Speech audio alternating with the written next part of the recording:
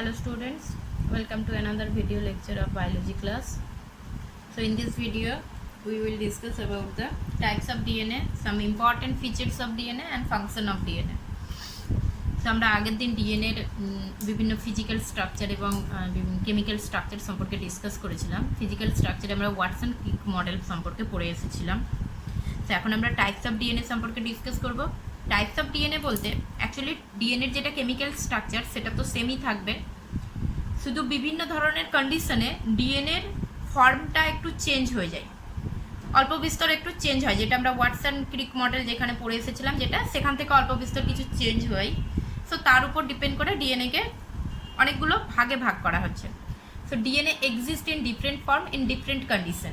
Different condition বলতে হয়তো DNA কোনো একটা সলিউশনে রয়েছে, যেই সলিউশনের আয়ন কনসেন্ট্রেশন বা সল্ট কনসেন্ট্রেশনের উপর ডিপেন্ড করে ডিএনএ বিভিন্ন ধরনের স্ট্রাকচারাল কিছু মডিফিকেশন দেখতে পাবো, আমরা স্ট্রাকচারাল কিছু চেঞ্জ দেখতে পাবো। সো তার বেসিসেই টাইপস অফ ডিএনএ আমরা ভাগ করছি। সো ডিএনএ কোষীয় আয়নের ঘনত্বের উপর নির্ভর করে বিভিন্ন রকমের হতে পারে, এবং সেই বিভিন্ন রকমগুলো কি various forms of DNA on the basis of coiling and base pair present in per turn.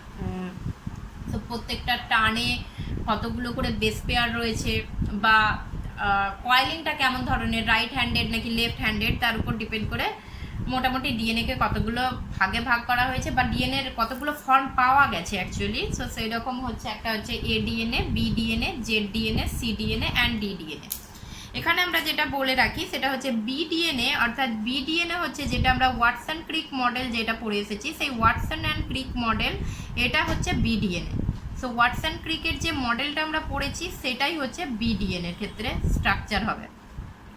So আমরা আগের দিন ওয়াটসন ক্রিক মডেলে যা যা ফিচার্স, যা যা ক্যারেক্টারিস্টিক্স বলেছিলাম সেইগুলো হচ্ছে ওয়াটসন ক্রিক মডেল, সেগুলোই হচ্ছে বিডিএনএ। তাহলে সেই কি কি বলেছিলাম আমরা, রাইট হ্যান্ডেড হবে, রাইট হ্যান্ডেড মানে ক্লকওয়াইজ হচ্ছে কয়েলিংটা হবে, তারপর একটা পার টার্ন মানে কমপ্লিট একটা টার্নের হচ্ছে লেংথ হবে 34 অ্যাংস্ট্রম, সেই কমপ্লিট একটা টার্নে 10টা বেস পেয়ার থাকবে। সো এই যে ক্যারেক্টারগুলো আমরা যা বলেছিলাম, অ্যান্টি প্যারালাল হবে, সমস্ত ক্যারেক্টারগুলোই বিডিএনএর ফিচার্স হবে। আচ্ছা, এবার বিডিএনএ ছাড়াও অন্য কয়েকটা যে ডিএনএ পাওয়া গেছে সেটা হচ্ছে A DNA, Z DNA, C DNA and D DNA. So আমরা কম্পেয়ার করে একটা জাস্ট ছকের মাধ্যমে জিনিসটা দেখব। সো কয়েলিংয়ের ক্ষেত্রে, অর্থাৎ কয়েলিংটা রাইট হ্যান্ডেড হচ্ছে না লেফট হ্যান্ডেড হচ্ছে, কয়েলিংয়ের ক্ষেত্রে মনে রাখতে হবে যে শুধুমাত্র জেড ডিএনএ ছাড়া সমস্তটাই হচ্ছে রাইট হ্যান্ডেড, অর্থাৎ জেড ডিএনএটা শুধুমাত্র লেফট হ্যান্ডেড কয়েলিং হয়, অর্থাৎ এটা অ্যান্টি ক্লকওয়াইজ কয়েলড হয় বা পাক খায়। আর A DNA, B DNA, C DNA, D DNA এগুলো সবগুলোই হচ্ছে রাইট হ্যান্ডেড হয়। তাহলে একটা জিনিস মনে রাখা, শুধু জেড ডিএনএটা লেফট হ্যান্ডেড, বাকি সবগুলোই রাইট হ্যান্ডেড। হেলিক্যাল ডায়ামিটার কি? হেলিক্যাল ডায়ামিটার হচ্ছে 23 angstrom in case of A DNA. বিডিএনএর ক্ষেত্রে আমরা জানি 20 অ্যাংস্ট্রম, জেড ডিএনএর ক্ষেত্রে 18 অ্যাংস্ট্রম হচ্ছে, আর সি ডিএনএর ক্ষেত্রে 19 অ্যাংস্ট্রম, আর ডিডিএনএর ক্ষেত্রে মনে রাখার দরকার নেই আপাতত। সো হেলিক্যাল অ্যাংস্ট্রম আমরা আগের দিন দেখিয়েছিলাম, হেলিক্যাল অ্যাংস্ট্রম হচ্ছে আগের দিন যেটা আমরা দেখিয়েছিলাম যে স্ট্রাকচারটা। সো এইটা হচ্ছে হেলিক্যাল অ্যাংস্ট্রম, অর্থাৎ এইখান থেকে এই যে এই বরাবর এইখান থেকে এতটা, অর্থাৎ যে টোটাল যে ডিস্টেন্সটা, এটা হচ্ছে হেলিক্যাল অ্যাংস্ট্রম। সো এটা 20 অ্যাংস্ট্রম। এই দৈর্ঘ্যটা, এই ডায়ামিটারটা এ ডিএনএর ক্ষেত্রে বেড়ে যাচ্ছে, তার মানে সেটা হচ্ছে চওড়া হবে বেশি, এ ডিএনএ বি ডিএনএর তুলনায় চওড়া হবে। আবার এখানে আমরা দেখতে পাচ্ছি সি ডিএনএর ক্ষেত্রে এটা অনলি জেড ডিএনএর ক্ষেত্রে এটা অনলি 18 অ্যাংস্ট্রম, সি ডিএনএর ক্ষেত্রে 19 অ্যাংস্ট্রম। তার মানে জেড ডিএনএটা সরু হবে, এ ডিএনএটা চওড়া হবে। আচ্ছা, নেক্সট হচ্ছে বেস পেয়ার পার টার্ন অফ হেলিক্স। এ ডিএনএর ক্ষেত্রে 11টা করে বেস পেয়ার থাকে, বি ডিএনএর ক্ষেত্রে 10টা জানি আমরা, লেফট যেটা জেড ডিএনএর ক্ষেত্রে 12টা, সি ডিএনএর ক্ষেত্রে 9.33 অ্যান্ড ডি ডিএনএর ক্ষেত্রে 8টা। Distance of a complete turn, অর্থাৎ একটা কমপ্লিট টার্ন আমরা বলেছিলাম আগের দিন, একটা মাইনর গ্রুপ থেকে অপর মাইনর গ্রুপ বা একটা মেজর গ্রুপ থেকে অপর মেজর গ্রুপের যে ডিস্টেন্স সেটাকেই আমরা কমপ্লিট টার্ন ধরি। সো কমপ্লিট টার্ন এ ডিএনএর ক্ষেত্রে কি হবে 32 অ্যাংস্ট্রম, বি ডিএনএর ক্ষেত্রে 34 অ্যাংস্ট্রম, জেড ডিএনএর ক্ষেত্রে 45 অ্যাংস্ট্রম। আচ্ছা, এইটা দেখে আমরা বুঝতে পারছি এ ডিএনএ, তার মানে এ ডিএনএর পার টার্ন দৈর্ঘ্যটা কিন্তু কম হচ্ছে, তার মানে এটা শর্ট হবে, এ ডিএনএর লেংথটা শর্ট হবে। আর বি ডিএনএর ক্ষেত্রে মিডিল একটা লেংথ হচ্ছে, আর জেড ডিএনএর ক্ষেত্রে লংগেস্ট হচ্ছে, সব থেকে লং হবে। Rise per base pair or distance between two base pair, দুটো বেস পেয়ারের মধ্যে ডিস্টেন্সটা কত হচ্ছে না 2.9 অ্যাংস্ট্রম, এখানে 3.4 অ্যাংস্ট্রম, এটা 3.7 অ্যাংস্ট্রম। সো সিম্পল জিনিস 32 অ্যাংস্ট্রম যদি কমপ্লিট টার্নের দৈর্ঘ্য হয়, সেই কমপ্লিট টার্নে যদি 11টা বেস পেয়ার থাকে, তাহলে সেখানে দুটো কনজিকিউটিভ বা পাশাপাশি দুটো বেস পেয়ারের দৈর্ঘ্যটা হয়ে যাবে 32/11, এখানে 34/10 আর এখানে 45/12, তাহলে এই রেজাল্টটা আসবে। So 2.9 angstrom, 3.4 angstrom, 3.7 angstrom. Major group in case of A DNA narrow হবে, সরু হবে এবং গভীর হচ্ছে। বিডিএন এর ক্ষেত্রেও এটা হচ্ছে মেজর গ্রুপটা চওড়া হচ্ছে এবং গভীর হচ্ছে। অ্যান্ড জেড ডিএন এর ক্ষেত্রে অ্যাকচুয়ালি ফ্ল্যাট টাইপের হয়, চ্যাপ্টা টাইপের হয়, গভীর হয় না, চ্যাপ্টা টাইপের হয়। অনেক সময় জেড ডিএন এর ক্ষেত্রে মেজর গ্রুপ বুঝতেই পারা যায় না। সো মাইনর গ্রুপটা এদের ক্ষেত্রে একটু চ্যাপ্টা হবে, আর এদের ক্ষেত্রে বিডিএন এর ক্ষেত্রে ন্যারো এবং ডিপ হবে, আর এদের ক্ষেত্রেও ন্যারো এবং ডিপ হবে। এছাড়া এডিএনএ আর জেড ডিএনএ বিডিএনএ আর জেড ডিএনএ এর আরেকটা যেটা পার্থক্য আমরা বলতে পারি, সেটা হচ্ছে জেড ডিএনএ নামটা এসেছে জিগজ্যাগ থেকে। অর্থাৎ বিডিএনএ এর ক্ষেত্রে সুগার ফসফেট, বিডিএনএ বা এডিএনএ বা সিডিএনএ ডিডিএনএ এগুলোর ক্ষেত্রে সুগার ফসফেট ব্যাকবোনটা হবে নর্মাল কন্ডিশনের, অ্যান্ড জেড ডিএনএ এর ক্ষেত্রে এটা হবে জিগজ্যাগ কন্ডিশনের। আমি একটা স্ট্রাকচার দেখাচ্ছি জেড ডিএনএ, তো এইটা হচ্ছে জেড ডিএনএ এর একটা স্ট্রাকচার। অ্যান্ড এই জেড ডিএনএ এর স্ট্রাকচারটা দেখে আমরা বুঝতে পারছি যে এইটা হচ্ছে, প্রথমেই আমরা বলি জেড ডিএনএ এর ক্ষেত্রে যে জিগজ্যাগ যে ব্যাপারটা আমরা বলছি সেটা, এটা হচ্ছে বিডিএনএ। আচ্ছা, বিডিএনএ এর ক্ষেত্রে যেটা হচ্ছে নর্মাল সুগার ফসফেট ব্যাকবোন যেটা আসছে সেটা নর্মাল স্ট্রাকচার, অর্থাৎ এই বরাবর স্টার্ট হচ্ছে, এই বরাবর স্টার্ট হয়ে এই জাস্ট আসছে সুগার ফসফেট ব্যাকবোনটা এরকমভাবে নর্মাল আসছে। অ্যান্ড যখন জেড ডিএনএ এর ক্ষেত্রে আমরা দেখছি, জেড ডিএনএ এর ক্ষেত্রে সুগার ফসফেট ব্যাকবোন কি হচ্ছে না এই স্টার্ট হচ্ছে, এই স্টার্ট হলো এই দিক এই দিক এই দিক এই দিক, সো এইরকমভাবে আসছে। তার মানে এইটাই জিগজ্যাগ বলছি আমরা, মানে এই হচ্ছে এই এই এই এই এই, সো এইটাকেই বলছি জিগজ্যাগ প্যাটার্ন। অ্যান্ড বিডিএন এর ক্ষেত্রে কিন্তু সেই রকম নয়, বিডিএন এর ক্ষেত্রে স্ট্রেট এই বরাবর আসছে, অর্থাৎ এইরকম কোনো জিগজ্যাগ প্যাটার্ন নেই, অল্টারনেট প্যাটার্ন নেই। সো এটা হচ্ছে বিডিএনএ অ্যান্ড এইটা হচ্ছে এডিএনএ, এটা হচ্ছে এডিএন এর স্ট্রাকচার। সো এডিএন এর ক্ষেত্রে আমরা দেখতে পাচ্ছি এডিএন এর শর্ট হচ্ছে কিন্তু চওড়া, অর্থাৎ এই হেলিক্যাল যে ডায়ামিটারটা আছে, অর্থাৎ এই এখান থেকে এতটা, এই হেলিক্যাল ডায়ামিটারটা এর বেশি, সেই জন্য চওড়া। বিডিএনএ হচ্ছে একটা হেলিক্যাল ডায়ামিটার, এটা মিডিল একটা শেপ আসছে। অ্যান্ড জেড ডিএন এর ক্ষেত্রে এটা আরও সরু, সো হেলিক্যাল ডায়ামিটারটা আরও সরু। সো জেড ডিএনএ লংগেস্ট হবে এবং হচ্ছে সরু টাইপের হবে। এর যে হচ্ছে মেজর গ্রুপ যেটা, সেই মেজর গ্রুপটা এই যে এখানে ফ্ল্যাট চ্যাপ্টা টাইপের আসছে, মেজর গ্রুপ হচ্ছে চ্যাপ্টা টাইপের আসছে। জেড ডিএনএ এর ক্ষেত্রে লম্বা হচ্ছে, লংগেস্ট হচ্ছে এবং হচ্ছে এদের ক্ষেত্রে জিগজ্যাগ প্যাটার্ন, এইটা মনে রাখতে হবে, জিগজ্যাগ থেকেই জেড ডিএনএ নামটা এসেছে। অ্যান্ড এদের ক্ষেত্রে সুগার ফসফেট ব্যাকবোনটা নর্মাল প্যাটার্নে গেছে। সো এগুলো গেল হচ্ছে ডিফারেন্ট টাইপস অফ ডিএনএ এর ক্ষেত্রে। এরপর আমরা some important features of DNA এর ক্ষেত্রে পড়বো। So some important features of DNA. So প্রথমেই আসছি denaturation. Some important features of DNA এর মধ্যে ডিন্যাচুরেশন। ডিন্যাচুরেশনটা কি না, when double stranded DNA is heated, the double strands unwind and hydrogen bonds between the bases break, resulting separation of two strands. অর্থাৎ একটা দ্বিতন্ত্রী DNA কে যদি উত্তপ্ত করা হয়, তো এটা হচ্ছে একটা দ্বিতন্ত্রী ডিএনএ। আমি এখানে কয়েলিংটা দেখাইনি, শুধু জাস্ট স্ট্রেট লাইন দেখিয়েছি একটা। সো এরকম ধরনের সিম্পল করে দেখানো হয়েছে। এটা 5 প্রাইম টু 3 প্রাইম, এটা 3 প্রাইম টু 5 প্রাইম, অ্যান্ড এদের মিডিলে কি রয়েছে, নাইট্রোজেন বেসগুলো জয়েন্ট অবস্থায় রয়েছে। সো এই একটা ডাবল স্ট্র্যান্ড ডিএনএ কে যদি উত্তপ্ত করা হয়, টেম্পারেচার দেওয়া হয়, তাহলে টেম্পারেচার দিলে দেখা যাবে যে এদের মিডিলে যে হাইড্রোজেন বন্ডগুলো রয়েছে, সেই হাইড্রোজেন নাইট্রোজেন বেসের মধ্যে যে হাইড্রোজেন বন্ডগুলো আছে, সেই হাইড্রোজেন বন্ডগুলো ভেঙে যাচ্ছে। অ্যান্ড ভেঙে গিয়ে হাইড্রোজেন বন্ডগুলো ভেঙে গেলে কি হচ্ছে, এরা পৃথক হয়ে যাবে, এই স্ট্র্যান্ডটা আর এই স্ট্র্যান্ডটা একে অপর থেকে পৃথক হয়ে যাচ্ছে। এই যে পৃথক হয়ে যাওয়ার ঘটনা, অর্থাৎ একটা ডাবল স্ট্র্যান্ড ডিএনএ টেম্পারেচারের প্রয়োগে পৃথক হয়ে গিয়ে সিঙ্গেল স্ট্র্যান্ডে পরিণত হচ্ছে, এই ঘটনাটাকেই বলা হচ্ছে ডিন্যাচুরেশন বলা হচ্ছে। অর্থাৎ হিট প্রয়োগ করে বা তাপমাত্রা দিয়ে আমরা ডিএনএকে এরকমভাবে পৃথক করতে পারি। এবার the temperature at which the DNA strands are half denatured, meaning half double stranded and half single stranded, is called the melting temperature. অর্থাৎ যে তাপমাত্রায় একটা দ্বিতন্ত্রী ডিএনএর অর্ধেক পৃথকীকরণ ঘটে, অর্থাৎ 50% বেস আনপেয়ার্ড কন্ডিশনে থাকবে, অবস্থায় থাকবে, তাকে বলবো মেল্টিং টেম্পারেচার। সো এই স্ট্রাকচারটা আমরা দেখতে পারি, এটা যদি একটা ডাবল স্ট্র্যান্ড ডিএনএ হয়, সো এটা 5 প্রাইম টু 3 প্রাইম অ্যান্ড এটা হচ্ছে 3 প্রাইম টু 5 প্রাইম। একটা টেম্পারেচার দেওয়া হলো, এবার একটা নির্দিষ্ট টেম্পারেচারে গিয়ে দেখা যাচ্ছে যে এই দুটো স্ট্যান্ডের মধ্যে 50% বেস পেয়ার্ড কন্ডিশনে রয়েছে। তার মানে এই তিনটেকে দেখাচ্ছি আমি, এই তিনটে এখনো পেয়ার্ড কন্ডিশনে রয়েছে, তিনটে বেস পেয়ার কন্ডিশনে রয়েছে, আর অপর তিনটে আমরা কি দেখাচ্ছি, আনপেয়ার্ড হয়ে গেছে। তার মানে এদের মধ্যে হাইড্রোজেন বন্ডগুলো ভেঙে গেছে। তাহলে যে টেম্পারেচারে এইরকম ধরনের অবস্থা হবে সেই টেম্পারেচারটাকে বলবো আমরা যে মেল্টিং টেম্পারেচার। তার মানে 50% যদি আনপেয়ার্ড হয় আর 50% পেয়ার্ড হয়, তার মানে কি 50% হচ্ছে অর্ধেকটা সিঙ্গেল স্ট্যান্ড হয়ে গেছে, অর্ধেকটা পৃথক হয়ে গেছে, আর অর্ধেকটা এখনো জয়েন হয়ে রয়েছে। বা এই সাইডটাও আমরা দেখাতে পারি, এই সাইডটা পৃথক হয়ে গেছে, এই সাইডটা জয়েন হয়ে রয়েছে। সো এই টেম্পারেচারটাকে বলা হচ্ছে মেল্টিং টেম্পারেচার বলা হচ্ছে। অর্থাৎ মেল্টিং টেম্পারেচারের ক্ষেত্রে মেল্টিং টেম্পারেচারের হচ্ছে অর্ধেকটা জাস্ট পৃথক হবে অ্যান্ড অর্ধেকটা জয়েন অবস্থায় থাকবে। মেল্টিং টেম্পারেচার বিভিন্ন ডিএনএর ক্ষেত্রে বিভিন্ন হয়, সেই জন্য এটা ভ্যারিজ বলা হচ্ছে, varies in different DNA. So বিভিন্ন ডিএনএর ক্ষেত্রে মেল্টিং টেম্পারেচার বিভিন্ন হয়। এটা অনেকগুলো কন্ডিশনের উপর নির্ভর করে, যেমন ডিএনএর লেংথ যদি বেশি হয় তাহলে সেক্ষেত্রে মেল্টিং টেম্পারেচার বেশি হবে। অর্থাৎ একটা খুব লং ডিএনএকে যদি আমরা হচ্ছে করি, ডিনেচার করতে চাই, তাহলে সেখানে অবশ্যই আমাকে টেম্পারেচার বেশি প্রয়োগ করতে হবে।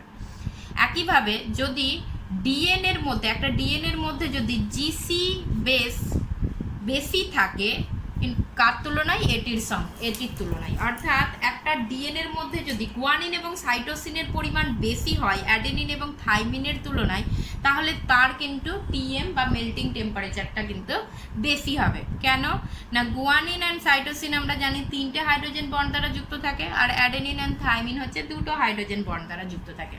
তাহলে সেই জন্য গুয়ানিন অ্যান্ড সাইটোসিন যদি ডিএনএতে বেশি থাকে, তাহলে তাদের মধ্যেকার বন্ড ভাঙতে বেশি এনার্জির দরকার, বেশি টেম্পারেচার দিতে হবে। সেই জন্য যে সমস্ত ডিএনএতে গুয়ানিন সাইটোসিনের পরিমাণ বেশি হবে, সেই সমস্ত ডিএনএর ক্ষেত্রে ডিএনএর মেল্টিং টেম্পারেচারটা বেশি হবে। নেক্সট যেটা ইম্পর্টেন্ট ক্যারেক্টারিস্টিক্স, সেটা হচ্ছে রিন্যাচুরেশন। So it is the reconstruction or reforming of denatured DNA to their original form by cooling slowly the two strands. অর্থাৎ একটি ডিনেচার ডিএনএকে যদি আস্তে আস্তে ঠান্ডা করা হয়, তাহলে পৃথকীকৃত দুটি তন্ত্রী পুনরায় যুক্ত হয়ে দ্বিতন্ত্রী ডিএনএ গঠন করে, একে রিন্যাচুরেশন বলে। অর্থাৎ এই স্ট্রাকচারটা আমরা দেখাতে পারি যে এখানে হচ্ছে এটা পৃথকীকৃত, অর্থাৎ এদের মিডিলের বেসগুলো ভেঙে গেছে, মিডিলের যে হাইড্রোজেন বন্ড, কমপ্লিমেন্টারি বেসের যে হাইড্রোজেন বন্ড, সেগুলো ভেঙে গেছে অ্যান্ড ভেঙে গিয়ে এগুলো পৃথক হয়েছে। এরপর ডিনেচার হয়ে যাওয়ার পর সঙ্গে সঙ্গে এটাকে যদি আমরা আবার ঠান্ডা করি, আস্তে আস্তে ঠান্ডা করি, তাহলে কিন্তু এদের মিডিলে যে বেসগুলো ছিল তারা আবার নিজেদের মধ্যে বন্ড ফর্মেশন করবে। অর্থাৎ এ থাইমিনের সঙ্গে 2টো হাইড্রোজেন বন্ড, জি সাইটোসিনের সঙ্গে 3টে হাইড্রোজেন বন্ড দ্বারা আবার কিন্তু এইরকম একটা দ্বিতন্ত্রী স্ট্রাকচারে পরিণত হবে। তো এই ঘটনাটাকে বলছি আমরা রিন্যাচুরেশন। তার মানে ডিন্যাচুরেশন হচ্ছে একটা দ্বিতন্ত্রী ডিএনএ, সেই দ্বিতন্ত্রী ডিএনএকে আমরা এখানেই দেখাতে পারি একটা দ্বিতন্ত্রী ডিএনএ। অর্থাৎ এই দ্বিতন্ত্রী ডিএনএটাকে এখানে হিট প্রয়োগ করলে আমরা কি দেখতে পাবো, এইরকম কন্ডিশন হয়ে যাবে, অর্থাৎ পৃথক হয়ে যাবে, হাইড্রোজেন বন্ডগুলো ভেঙে যাবে এবং পৃথক হয়ে যাবে, সিঙ্গেল স্ট্র্যান্ডে পরিণত হবে। সেটা হচ্ছে ডিন্যাচুরেশন। অর্থাৎ এই উপরেরটা আমরা ডিন্যাচুরেশন দেখাচ্ছি, ডিন্যাচুরেশন। আর নিচেরটা কি দেখাচ্ছি, নিচেরটা হচ্ছে এটাকে কুল করছি। অর্থাৎ এই যে ডিনেচার্ড হয়ে গেল, ডিনেচার্ড হয়ে যাওয়ার পরে এটাকে আবার ঠান্ডা করলাম, ঠান্ডা করলে এটা কি হয়ে যাবে, এটা আবার জয়েন হয়ে যাচ্ছে, অ্যান্ড এইটাকে বলছি আমরা রিন্যাচুরেশন বলছি। সো এই দুটো হচ্ছে খুব extremely important characteristics of DNA, এবং পরে এই ডিএনএগুলোকে এই ক্যারেক্টার কাজে লাগিয়ে, এই ডিএনএর এই ক্যারেক্টারটাকে কাজে লাগিয়ে পিসিআর যন্ত্রে এটাকে কাজে লাগানো হয়েছে, এবং এই পিসিআরে ডিএনএর হচ্ছে অনেক কপি তৈরি করা হয়ে থাকে। তো এগুলো আমাদের 12-এ আছে, 12-এর সিলেবাসে এগুলো পড়ানো হবে। নেক্সট যেটা ইম্পর্টেন্ট ফিচার্স অফ ডিএনএ, সেটা হচ্ছে হাইপারক্রোমিক শিফট। এবার হাইপারক্রোমিক শিফটটা কি না, ডিএনএ কিন্তু ইউভি রে যেটা আছে, অর্থাৎ অতি বেগুনি রশ্মি, সেই অতি বেগুনি রশ্মিকে শোষণে সক্ষম, ইউভি রে শোষণ করতে সক্ষম।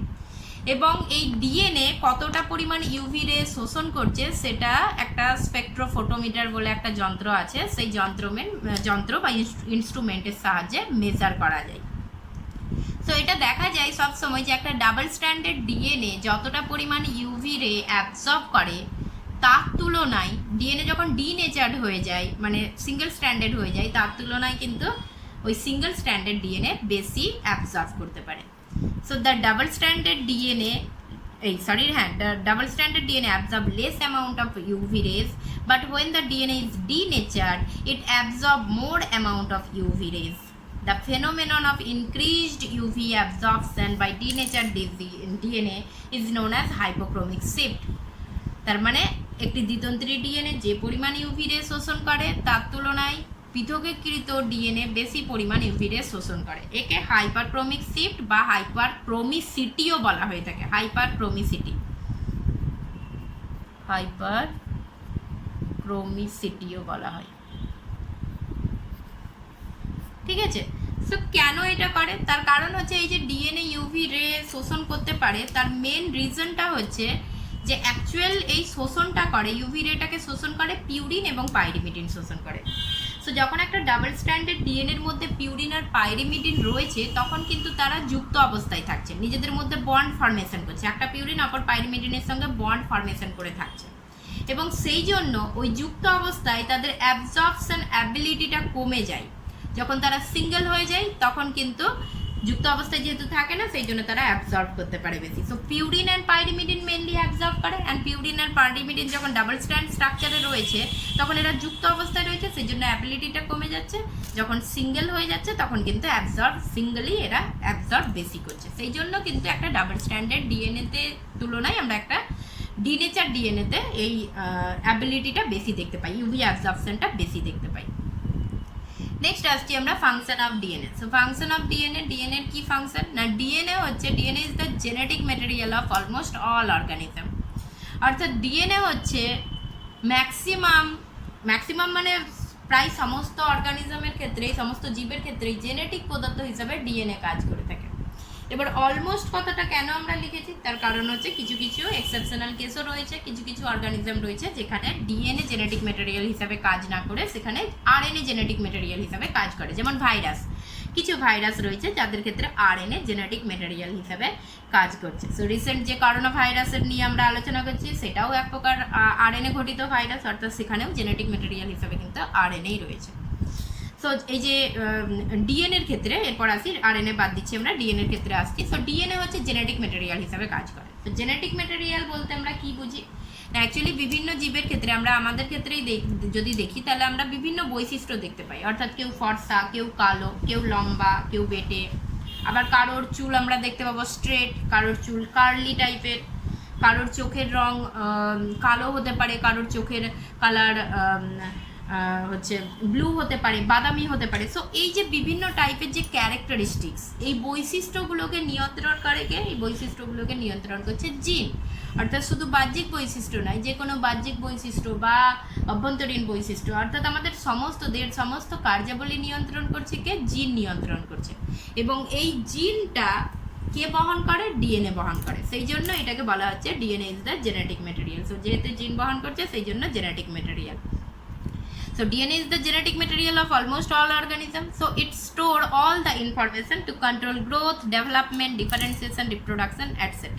So প্রায় সমস্ত জীবের দেহে জেনেটিক পদার্থ রূপে ডিএনএ কাজ করছে, এবং সেই জন্য জীবদের বৃদ্ধি, বিকাশ, বিভেদীকরণ, জনন যা কিছু ঘটনা ঘটছে সব কিছুর জন্যই যে তথ্য সঞ্চিত রয়েছে সেটা ডিএনএর মধ্যেই সঞ্চিত রয়েছে। অর্থাৎ কীভাবে হবে, কতটা গ্রোথ হবে, কতটা বিকাশ হবে, তো সমস্ত কিছু তথ্য কিন্তু এই ডিএনএর মধ্যেই সঞ্চিত থাকে। এবং it also responsible for carrying all the hereditary information to the next generation. এবং শুধুমাত্র একটা জেনারেশনের বা একটা জীবের ক্ষেত্রে এটা করে না, নিয়ন্ত্রণ করে না, কার্যকলাপটা নিয়ন্ত্রণ করে না, সমস্ত জীবের ক্ষেত্রেই কিন্তু নিয়ন্ত্রণ করে থাকে। এবং একই সঙ্গে একটা জীব থেকে অপর জীবের মধ্যে এই তথ্যগুলো প্রেরণা করে থাকে। যেমন আমাদের পিতামাতা থেকে আমরা পিতামাতার বৈশিষ্ট্য আমরা পেয়েছি, আবার আমাদের বৈশিষ্ট্য আমাদের সন্তানটির মধ্যে সঞ্চারিত হবে, আবার আমাদের সন্ততি থেকে তাদের সন্তানদের মধ্যে হচ্ছে সঞ্চারিত হবে। সো এইভাবে একটা জেনারেশন থেকে অপর জেনারেশনের মধ্যে এই ডিএনএটা কিন্তু তার সমস্ত বৈশিষ্ট্যগুলোকে সঞ্চারিত করছে।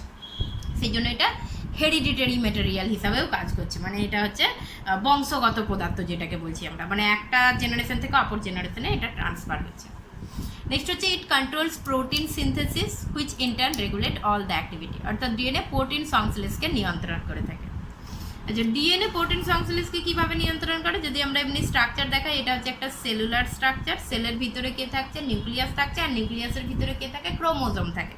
একটা সিঙ্গেল ক্রোমোজোম যদি দেখাই আমরা, এরকম একটা সিঙ্গেল ক্রোমোজোম থাকছে, এবং এই ক্রোমোজোমের মধ্যে কে রয়েছে? ডিএনএ রয়েছে। সো ডিএনএ অ্যাকচুয়ালি কি? ডিএনএ অ্যাকচুয়ালি অনেক লং একটা স্ট্রাকচার। সো সেলের স্ট্রাকচার অনেক ক্ষুদ্র, তার মধ্যে আবার অনেক ক্ষুদ্রাকৃতি হচ্ছে নিউক্লিয়াস। সেই জন্য ডিএনএ অনেক কয়েলড হয়ে যায়, কয়েলড হয়ে গিয়ে ঘন হয়ে গিয়ে ক্রোমোজোমের আকার ধারণ করে, এবং এর মধ্যে ডিএনএ থাকছে। তো সেই জন্য যখন সেলের যে বিভিন্ন কাজগুলো নিয়ন্ত্রণ করার জন্য এই ডিএনএটা নিউক্লিয়াস থেকে বেরিয়ে আসতে পারে না, সেই জন্য নিউক্লিয়াসের মধ্যেই ডিএনএ থেকে কি তৈরি হয়? এমআরএনএ তৈরি হয় ট্রান্সক্রিপশন প্রসেসে। এরপর এই এমআরএনএটা নিউক্লিয়াস থেকে সাইটোপ্লাজমে বেরিয়ে আসে, মানে এই অঞ্চলে বেরিয়ে আসে। ডিএনএ এখানে এমআরএনএ তৈরি হলো, এমআরএনএটা এরপর সাইটোপ্লাজমে বেরিয়ে আসবে। অ্যান্ড সাইটোপ্লাজমে এমআরএনএ এসে কি তৈরি করবে? প্রোটিন তৈরি করবে। কার সাহায্যে? অ্যামাইনো অ্যাসিডের সাহায্যে। এবং কোন কোন অ্যামাইনো অ্যাসিড দিয়ে প্রোটিনটা তৈরি করতে হবে সেই তথ্যটা কার মধ্যে ছিল? ইনফরমেশনটা ছিল ডিএনএর মধ্যে। সেই ডিএনএ সেই ইনফরমেশনটা কাকে দিয়েছে? এমআরএনএকে দিয়েছে, এবং এমআরএনএ নিউক্লিয়াস থেকে বেরিয়ে এসে সাইটোপ্লাজমে সেই অ্যামাইনো অ্যাসিডগুলো নিয়ে শুধু এমআরএনএ নয়, এমআরএনএ, আরআরএনএ, টিআরএনএ প্রোটিন তৈরি করছে, এবং এই প্রোটিনটা দেহের সমস্ত কার্যকলাপ নিয়ন্ত্রণ করবে। তো সেই জন্য আমরা এটা বলতে পারি DNA is the director and protein is the actor, অর্থাৎ টোটাল ফাংশনটা করছে প্রোটিন, কার নির্দেশে করছে? ডিএনএ নির্দেশ। অর্থাৎ কি ফাংশন করতে হবে সেই ফাংশন করার নির্দেশটা দিচ্ছে ডিএনএ, সেই জন্য DNA is the director and protein is the actor. তাহলে এখানে প্রোটিন সংশ্লেষ যেটা হচ্ছে সেটাও ডিএনএ করছে। এছাড়া কি? Changes in DNA is called mutation which causes variation in organism and help in evolution. So ডিএনএর মধ্যে যদি কিছু হঠাৎ পরিবর্তন ঘটে যায় তাকে মিউটেশন বলা হয়, যেটা জীবের মধ্যে ভেদ বা প্রকরণ ঘটায় এবং যেটা অভিব্যক্তি বা বিবর্তনে সাহায্য করে। তো আমরা প্রথমেই বললাম যে দেহে কি কাজ করতে হবে, কি বৈশিষ্ট্যের প্রকাশ পাবে, সেইটার তথ্য বা ইনফরমেশন ডিএনএর মধ্যে সঞ্চিত থাকে। এবার যদি ডিএনএর কিছু পরিবর্তন ঘটে, তাহলে ডিএনএর পরিবর্তন ঘটলে সেটা কি হবে? সেই ডিএনএ তার ইনফরমেশনটা কাকে পাঠায়? এমআরএনএকে পাঠায়। তাহলে ডিএনএর মধ্যে পরিবর্তন ঘটলে এমআরএনএর মধ্যেও পরিবর্তন ঘটবে, অ্যান্ড এমআরএনএ ওই ইনফরমেশন ওয়াইজ কি করে? প্রোটিন তৈরি করে। তারপরে এমআরএনএর পরিবর্তন ঘটে যাওয়া মানে সেখানে কি হচ্ছে? প্রোটিনটাও ডিফারেন্ট টাইপের প্রোটিন তৈরি হবে, অ্যান্ড ডিফারেন্ট টাইপের প্রোটিন তৈরি হলে কাজটাও আলাদা ধরনের হবে। অর্থাৎ আগে যে প্রোটিনটা যে কাজ করতো, এখন ওই প্রোটিন মানে যে প্রোটিনটা নতুন তৈরি হলো সেই প্রোটিনটাও কি করবে? অন্য কাজ করবে। তাহলে জীবের মধ্যে একটা ভেরিয়েশন বা একটা ভেদ দেখা যাচ্ছে, এবং এই ভেদটাই সাহায্য করে থাকে ডারউইনের মতবাদ ওয়াইজ আমরা জানি যে এই ছোট ছোট ভেদ বা প্রকরণগুলোই কি করে? বিবর্তনে সাহায্য করে। অর্থাৎ এই ভেদ বা প্রকরণগুলো থেকে বিবর্তন ঘটছে, অর্থাৎ একটা প্রজাতি থেকে অন্য প্রজাতির উৎপন্ন হচ্ছে। সো এই টোটাল যে ঘটনা ঘটছে সবটার জন্যই দায়ী কিন্তু ডিএনএ। তাহলে DNA is the main basis of লাইফের মেন বেসিসটাই কিন্তু ডিএনএ বলতে পারি আমরা। সো যা কিছু ঘটছে, যে সমস্ত কিছু নিয়ন্ত্রণ করছে কে? ডিএনএ নিয়ন্ত্রণ করছে। সো ডিএনএ, টোটাল ডিএনএ টপিকটা আমরা এখানে কমপ্লিট করলাম। এরপর নেক্সট লেকচারে আমরা যে second type of nucleic acid আছে, দ্যাট ইজ দ্য আরএনএ সম্পর্কে আমরা ডিসকাস করব।